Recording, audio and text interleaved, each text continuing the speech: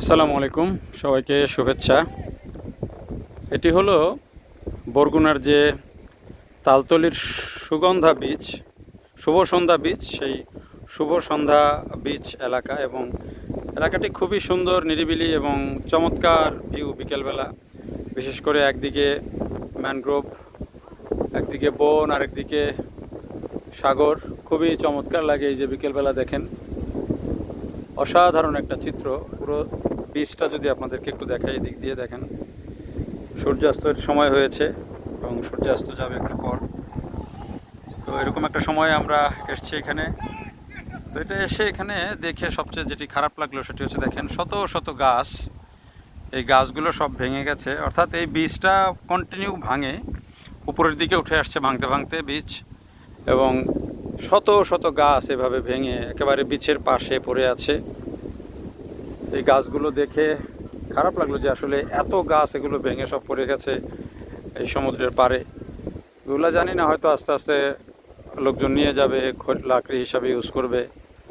এই যে উপরের দিকে কিন্তু এরকম, যেটি এখানে বন কর্মকর্তারা জানালো, প্রশাসনের লোকজন যেটি জানালো, যে এখানে আসলে কন্টিনিউ ওই বীজ আস্তে আস্তে দিন যত যাচ্ছে উপরের দিকে আসছে, এবং আসার ফলে এখানে এই গাছগুলো এভাবে ভেঙে যায়।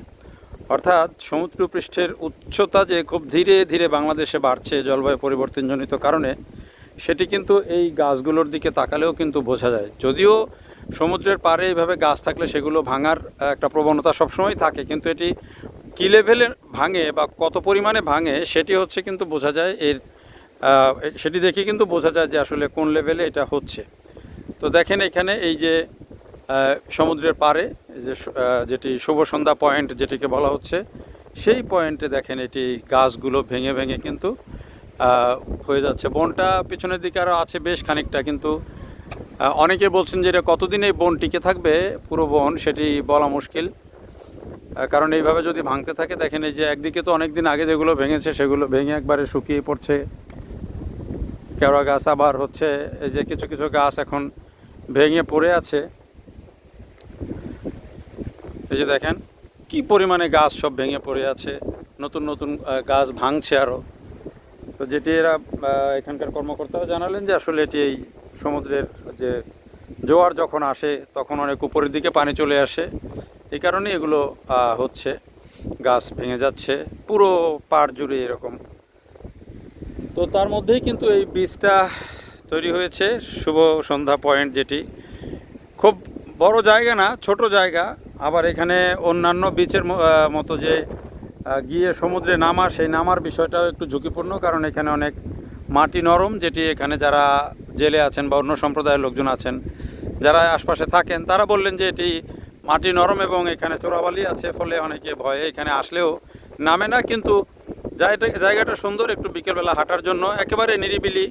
বরগুনায় কেউ যদি আসেন, এটা হতে পারে অন্যতম বড় একটা পর্যটন কেন্দ্র। এবং এখানে বিচে আসার আগে যে একটা সুন্দর জায়গা আছে, আসলে এখানে যেখানে আপনি ঘুরবেন সেখানে অনেক সুন্দর, দেখতে কিন্তু অনেক সুন্দর। বিভিন্ন পয়েন্টে হচ্ছে গ্রামীণ রাস্তাঘাট বলেন বা এই নদীর ধারগুলো বলেন, একটা অন্যরকম ভালো লাগা কাজ করে, অনেক সুন্দর সুন্দর একটা পরিবেশ। এই পরিবেশটাই আসলে আপনাদেরকে দেখানোর জন্য, পাশাপাশি এই যে পরিবেশ যে আমাদের কী পরিমাণ বিপর্যয় ঘটছে জলবায়ু পরিবর্তনজনিত কারণে, সেটিও একটু আপনাদের সাথে শেয়ার করলাম। দেখার জন্য সবাইকে অনেক ধন্যবাদ।